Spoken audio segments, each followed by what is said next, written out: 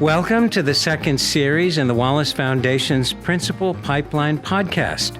I'm Lucas Hell, Director of Communications at the Wallace Foundation. And we've added this second series of podcasts in order to discuss major new findings from a study of the Foundation's 6-year Principal Pipeline Initiative. The multi-year implementation and effects study on the pipeline was conducted jointly by Policy Studies Associates and the RAND Corporation. And importantly, the evidence from this study of pipelines is strong enough to make pipelines eligible for federal funding under the Every Student Succeeds Act.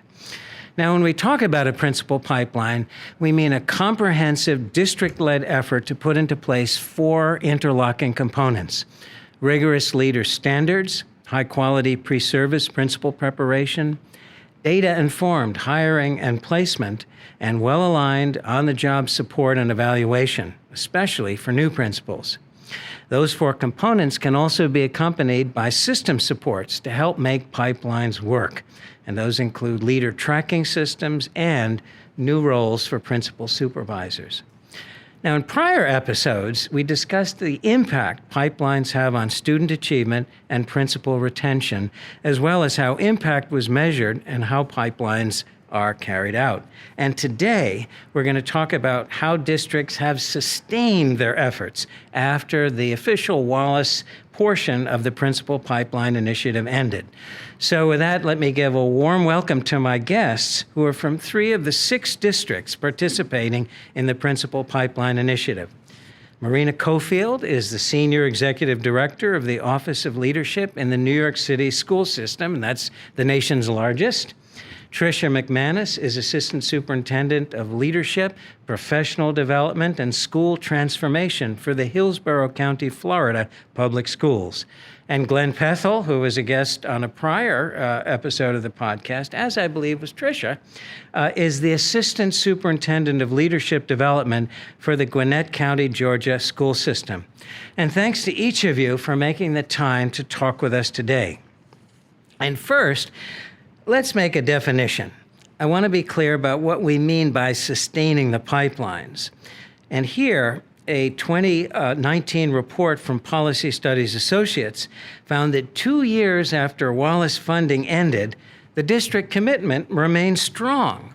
And it's interesting to note that each district has institutionalized a high-level position of Director of Leadership Development as part of the superintendent's cabinet. So, Tricia, let's start with you. Why do you think Hillsborough decided to continue funding for pipelines? And what role did leader standards play? So in Hillsborough County Public Schools, we do believe that leadership is the key lever for improving schools. The current release has actually proven that across the 6 districts that have been part of the Principal Pipeline. And so because we believe that about leadership, we decided to continue the pipeline and all of the components of the pipeline, which include the 4 components that you already discussed, which were leader standards, pre-service training, selective hiring, and then on-the-job evaluation and support. And so our district believes that if we have the right principal in every one of our schools, that they will create the right conditions for teachers to be the best they can be, so that student learning will be at an optimal level and we will have successful schools. And so leader standards, so that's why we've continued the funding. And leader standards, which is one of the least expensive part of the pipeline, is the critical foundation for all other components of the pipeline. And so knowing what it is you want your principals to know to do, knowing the competencies needed to be a successful school principal, form the foundation for every other component of the pipeline. And so that is a key in not only creating a strong pipeline, but sustaining it over time. Well, that's really helpful, Tricia, and it's great that you really described a through line from principals to teachers to student learning. So since that's the largest goal, it made sense for Hillsborough to continue to use that lever of leadership for student achievement. Just a brief question on context. Is it unusual for an initiative that's funded by an outside entity, whether a foundation or something else, to be sustained? I imagine Hillsborough has a lot of things that it tries out. Are most of them sustained? So this is sustained because this is actually about the people, and we've invested in people. And so that's how we've sustained this initiative. This is not a program. This is a system. It's a process where we've invested in people. So do we sustain everything? No, but I will tell you from the beginning, day one of Wallace's partnership, we already had to show across the board how we were sustaining those 4 components. And so we were primed to do that from day one. Really interesting, and also, I think, very helpful to hear your distinction between a program as opposed to a process that really is how the system functions. So let's that's a great segue to Glen Pethel. So Gwinnett, which has really put a deep emphasis on leadership for many years, was engaged in building pipelines before this initiative began. And how did the Principal Pipeline Initiative that you partnered with Wallace change or enhance that work, Glenn? First, it caused us to be more thoughtful. Perhaps some of the things that we had put in place because other people had done that. But this initiative caused us to think more deeply about what we were doing and perhaps how we were doing that. Another word that comes to mind is intentional. This initiative caused us to be more intentional in what we were doing. So Tricia talked about leader standards. For us, it caused us to think more deeply about what leaders should know and be able to do. And along the way, we were able to enhance our standards. So using that as an example, we had standards in place, but this initiative caused us to be more thoughtful, to take another look, to be more intentional, and it caused us to expand our knowledge of what school leaders should know and be able to do. Can you give our listeners a little example of something that might have been changed or added on that hadn't been there before? One, for example, when we talk about what leaders should know and be able to do, we sometimes forget that there are attitudinal or dispositional areas or behaviors. Sometimes those are called competencies. We use a number of different words perhaps to describe one thing, which may illustrate how we sometimes have difficulty with our words. But what are the attitudes or the dispositions? Sometimes I've heard those referred to as talents, and those often are referred to as the soft skills.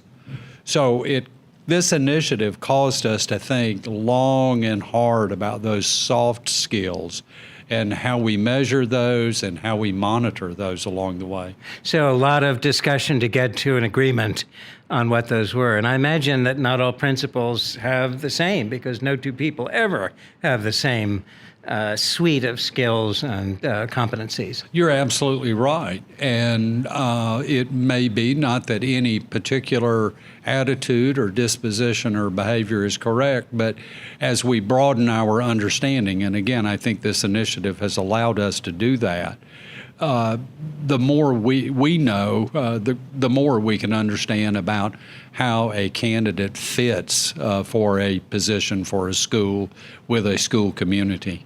So it's partly about continuing to learn and enhance the pipelines and thinking about, in the example you just gave, what is the right fit for the particular school.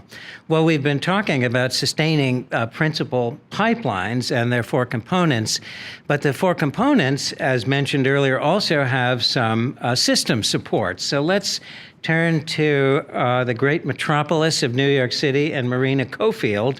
And Marina, why don't you tell us a bit about how New York City thinks about and deploys principal supervisors, who are one of the 2 system supports along with leader tracking system. What's the current arrangement and how is that changing? Well, in a system as large and as diverse as ours, we have about 1,600 schools in our system, covering a huge range of neighborhoods and communities. The principal supervisor really plays a critical role. Those principal supervisors are very closely connected to the communities that they serve, and they understand the unique strengths and the needs and challenges in the communities and the schools that they supervise. They're really sort of the eyes and ears on the ground to inform the work that needs to happen at the central office. We organize our principal supervisors in a few different ways. For pre-K to 8 schools, the principal supervisors are organized geographically by community. And then we have separate high school principal supervisors who are organized by borough.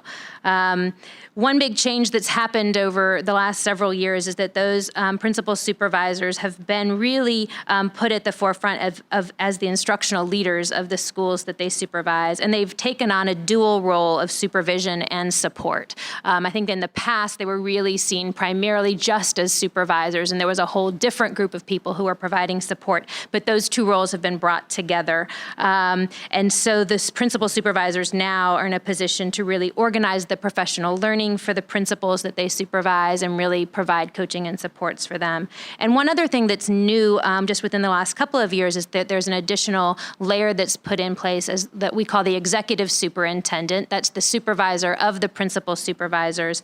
And they've been put in place to provide professional development and supports for those principal supervisors and help coordinate efforts between central office and the schools. Really interesting description. And Marina, it used to be said that the job of the principal was a very lonely job, long hours. Do principal supervisors make a difference in helping principals feel connected to each other and to districts? Absolutely. I think that particularly we see in the community school districts that those principal supervisors are bringing their principals together on a monthly basis to learn from and alongside one another to make sense of the different initiatives that are being handed down from the central office and to really support one another in growing their schools and accelerating student learning. Really interesting, and it echoes Glenn's points about continuing to really learn and develop at all levels of the system. It's been said on occasion that all education improvement efforts at some point come down to money, so let's talk a little bit about dollars and cents. There is a cost to continuing this work. All 3 districts have sustained it. During the initiative, we know that about a third of the funding came from Wallace, and that was mostly for one-time investments in system supports. And RAND found in a separate cost study that the overall pipeline costs just under 0.5% of the district's annual expenditure. So let's turn to you, Tricia.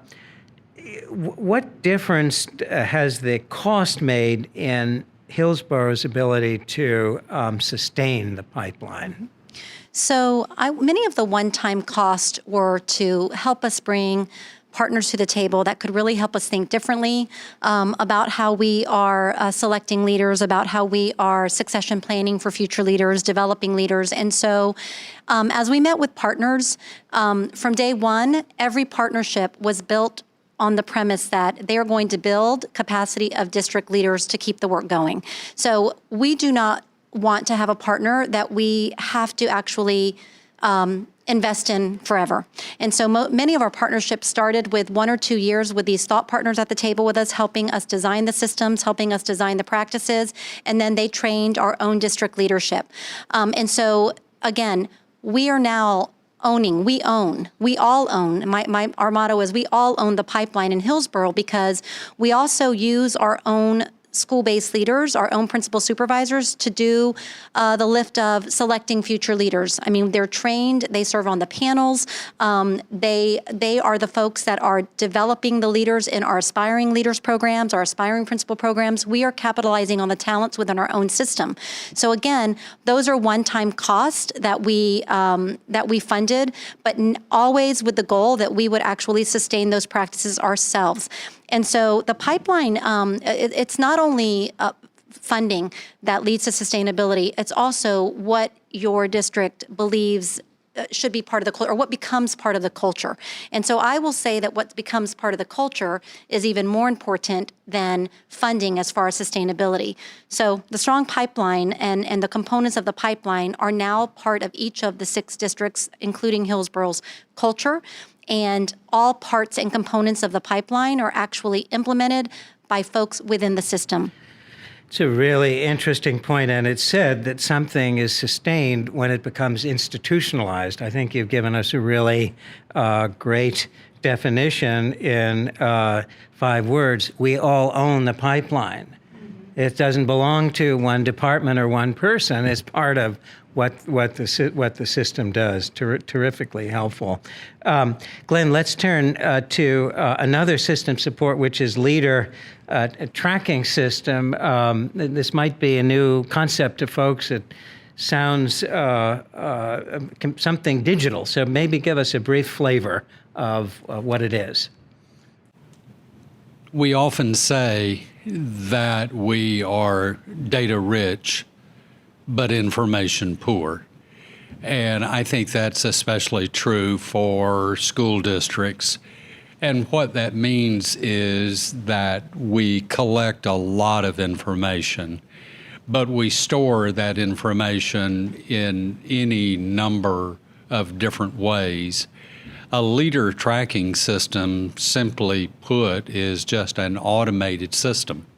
It's a way of pulling all of that data where we are rich and pulling it together in a way, in a systematic approach, so that we can retrieve that data and we can match data when we need to.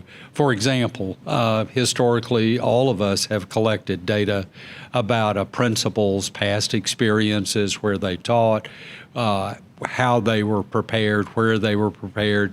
Perhaps we kept historical information on their job performance. We kept information on their professional learning experiences. A leader tracking system takes that data that may be located in a human resources software package. It takes data that may be simply stored away as a paper file somewhere, and it brings all of that data together so that we have what we would call the business intelligence, so that we can improve our decision making. So for all of us, these leader tracking systems have taken the form of being web pages, being dashboards that have been created that pull from that automated system, and some tools along the way. So again, they help us to answer quickly and easily problems that we're trying to solve for, specifically when we're trying to ensure best fit with a vacancy at a school. So we go to our data, again, which may have been loosely connected in the past.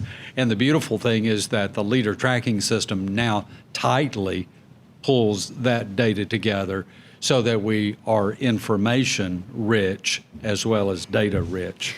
Well, I want to thank each of our 3 panelists, Marina Cofield, Tricia McManus, and Glenn Pethel. I think they have helped all of us listening become more information rich. And just to pull out a couple of themes, we heard from Marina that the pipelines are ways of strengthening the principal and the principal's role in the community by providing coaching and connecting. We've heard Tricia note that we all own the pipeline, which suggests an extraordinary degree of institutionalization. And we've heard the theme of improved decision-making and data collection to make better choices. And we also heard, to close this podcast, I think, a reaffirmation of the wisdom of connecting investments in leadership to what ultimately our schools are seeking to do, which is to provide every child the opportunity to fulfill his or her potential. So let's thank our three panelists again, and we'll see you next time.